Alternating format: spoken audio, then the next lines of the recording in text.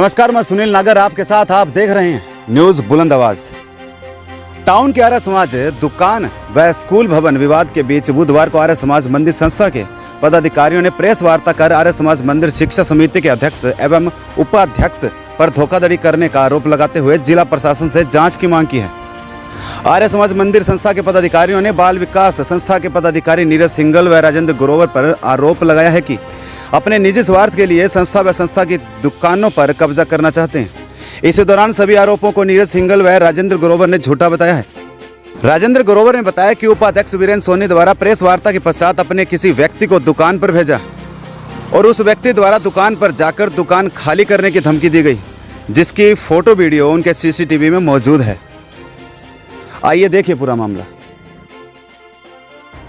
आर्य समाज में क्या है, पहले 1950 में आर्य समाज की स्थापना हमारे भरत कुमार जी आर्य के द्वारा की गई थी। उसके बाद एक स्कूल का संचालन यहाँ करने के लिए, गरीब बच्चों को फ्री में शिक्षा देने के लिए 1960 में एक विद्यालय बनाया था और उस विद्यालय के संचालन के लिए शिक्षा समिति बनानी पड़ती है, जो कि वो भी आर्य समाज ने बनाई थी। अभी मुख्य स्थिति जो है वो ऐसी है कि जो आगे दुकानें बनी हुई है, भवन परिसर में आगे जो दुकानें बनी हुई है, उनका साइज जो है वो 30x100 के करीब या 15x100 के करीब है और जिसका किराया जो है वो पुराने टाइम से जो चल रहा है उसी के हिसाब से है। जबकि अगर सार्वजनिक बोली के हिसाब से हमने ये किराया तय करने के लिए पता किया था तो कम से कम 40,000 रुपये तक इस एक दुकान का किराया जो है मार्केट वैल्यू का है। तो हमने इन दुकानदारों से सभी से निवेदन किया था। इसके दुकानों के पीछे की साइड भी हमारे आर्य समाज की बहुत सी जगह जो है वो वेस्टेज है, जिसका कोई सदुपयोग नहीं हो पा रहा है।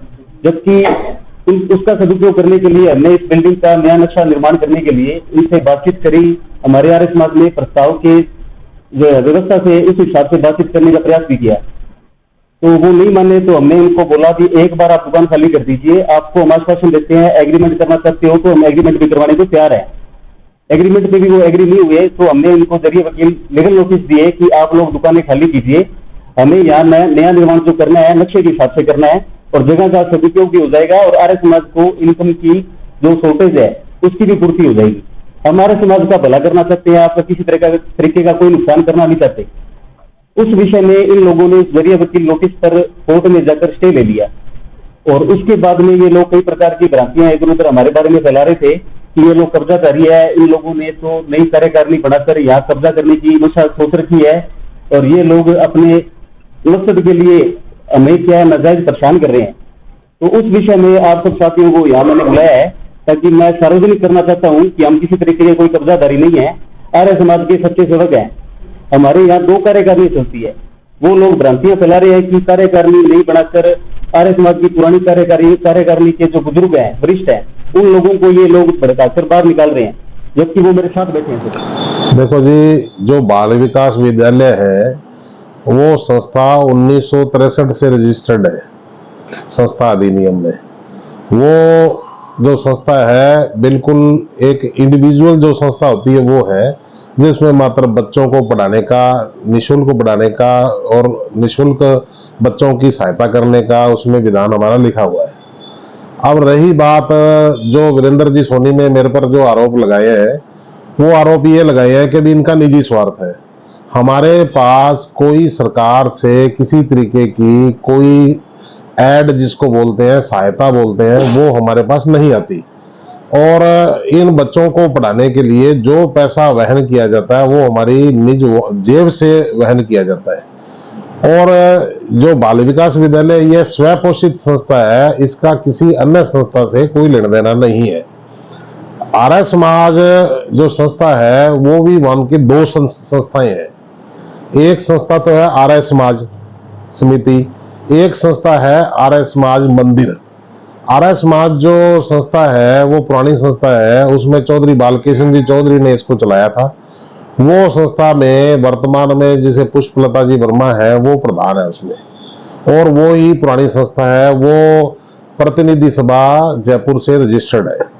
जो आर्य समाज मंदिर की के नाम से जो संस्था जो चल रही है, अभी इन्होंने नया जो उसमें अमेंडमेंट करवाया या कुछ किया है, वो संस्था 1993 में रजिस्टर्ड हुई बताते हैं। तो एक तो ये सीधा एक सामने हो गया बात कि अभी जो हमारी संस्था 1963 की है, इनकी संस्था जो आर्य समाज मंदिर बताते हैं वो 1993 की है। तो उसमें हमारा खूब गैप हो गया। हम तो पहले से ही इसमें काम कर रहे हैं, तो इनका हमारे साथ कोई अटैचमेंट नहीं है, कोई इनकी एफडी नहीं है, कोई इनकी सहायता नहीं है हमें। और जो बाहर की दुकानों का जो चक्कर है, बाहर की दुकानों को जो ये तंग व परेशान जो हमारे किराएदारों को और खुद के किराएदारों को, जो आर्य समाज के किराएदारों को जो ये कर रहे हैं, वो इनकी भावना जानती है भी ये क्यों कर रहे हैं। यही हो सकता है भी, या उनको निकाल के उस पर कब्जा करना चाहते हो, या किसी और को देना चाहते हो ज्यादा पैसे लेके, या कुछ और हो। हमारा इसमें संस्था से कोई लेना देना नहीं है, हम स्वयं पोषित संस्था है, हम बिल्कुल इससे अलग है। और हमारा हमेशा से ये रहा है कि भी जो बच्चों को पढ़ाओ लिखाओ आगे चलाओ। आज भी इसमें कुछ दिन पहले तक बच्चे इसमें पढ़ रहे थे और इसमें पुलिस ने इन्होंने मिलकर ताला लगवाया, और उससे जो बच्चों का हित है वो बाधित हो रहा है। जो गरीब बच्चे जो है उनकी शिक्षा बाधित हो रही है। सरकार को इस ओर ध्यान देना चाहिए और सरकार को इसमें पहल करके आर्य समाज को भी कब्जे में लेने, दोनों संस्थाओं को कब्जे में लेकर बिल्कुल निर्विरोध जांच इसकी करवाकर वो फैसला सामने आ जाएगा, जनता के भी सामने आ जाएगा, सरकार के भी सामने आ जाएगा। हम इस मामले में सरकार को, जिला कलेक्टर को लिख के दे चुके हैं कि भी इसकी आर्य समाज मंदिर को या आर्य समाज जो संस्था है उसको अपने कब्जे में लेकर इसकी जांच की जाए। जांच करके हमारी भी जांच कर ले जो सरकार है, तो उनकी भी जांच कर ले, करके जो फैसला होगा वो जनता के सामने होगा। स्कूल अब बंद पड़ा है या? स्कूल वर्तमान में बंद पड़ा है। 2 तारीख की रात को, 2 सितंबर की रात को 3 तारीख की सुबह बच्चे आए थे। मैं यहाँ मौजूद नहीं था, मैं महाराष्ट्र गया हुआ था। पीछे से मुझे पता लगा कि इस तरीके से किसी ने, अनजान व्यक्ति ने ताले लगा दिए और सांकड़ बांध के हमारा ताला तोड़ के फेंक दिया। इस संबंध में हमने तुरंत प्रभाव से लोकल थाना पुलिस को भी और जो जिला पुलिस अधीक्षक महोदय उनको भी और जिला कलेक्टर महोदय को भी सूचित कर दिया था जरिए प्रार्थना पत्र। उस पर भी अभी तक कोई कार्रवाई नहीं हुई। बच्चों की शिक्षा उससे बाधित हो रही है और बच्चों की पढ़ाई छूट गई है और कोई आ ही नहीं रहा है। वहां ताले लगे हुए हैं, जो हमारा टीचिंग स्टाफ है वो भी नहीं आ रहा है। मेरे पास स्कूल का कोई कब्जा नहीं है जी। मैं दुकानों का किराया नियमित रूप से एडवांस जमा करवा रहा हूँ। मेरा 31 मार्च 2025 तक किराया जमा है और हर साल 5% बढ़ा के मैं किराया दे रहा हूँ। परंतु वो बाल विकास विद्यालय के कोई वो नहीं है, उसका प्रधान है नीरज सिंघल या कमेटी के और मेंबर। वो तो मेरे से आके किराए के बारे में बात करें, वो लोग है ही नहीं कुछ, तो हमें वो निजायज परेशान कर रहे हैं। कभी धमकी देते हैं, कभी आदमी भेजते हैं और कभी हमारी दुकान के कैमरे की तारें काटते हैं। वो निजायज रूप से हमें तंग किया जा रहा है। कल उन्होंने 11 बजे कॉन्फ्रेंस की है, उसके बाद 2 बजे लगभग एक आदमी आया और दुकान पर आके धमकी दे के गया, ये मंदिर की दुकान है, मैं सामान बाहर हम फेंकेंगे या खाली कर दो। ये हमारे पास कैमरे में कह भी है वो आदमी जो आया था, मैं उसको जानता नहीं कौन है। वो इस स्कूल को हथियाना चाहते हैं, दुकानों को हथियाना चाहते हैं। आप कितने सालों से बैठे हैं? मैं एक दुकान तो मेरे पास लगभग 40 साल से है। और जो स्कूल में है? स्कूल वाली 1990 से मैं रेगुलर स्कूल को किराया देता आ रहा हूँ, सन 1990 से। वो जो मांग कर रहे हैं उनकी दुकान बता रहे हैं उनको, वो दुकान ये कहते हैं दुकान ही हमारी है, वो आर्य समाज वाले कहते हैं ये दुकान हमारी है, किराया हमें दो। जो कि 1990 से मेरे पास सारी रसीदें हैं, टाइम टू टाइम स्कूल के अंदर मेरा किराया जा रहा है, स्कूल की सारी रसीदें हैं मेरे पास।